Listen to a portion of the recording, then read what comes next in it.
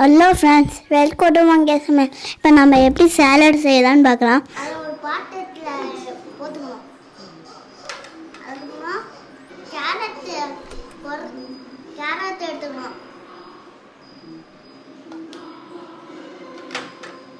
அதுக்கப்புறம் கொத்தமல்லி போட்டுக்கணும்.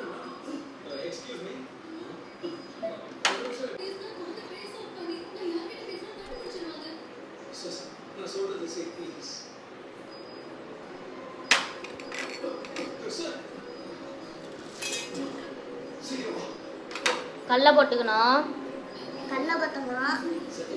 அதுக்கப்புறம் ஒரு டொமேட்டோ எடுத்துக்கணும்.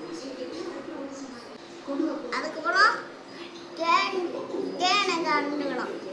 நல்லா கிண்டணும்.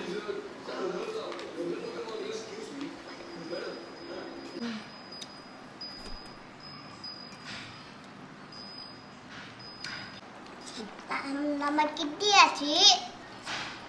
நம்ம டேஸ்ட் பண்ணி பார்ப்போம் எப்படி இருக்குன்னு.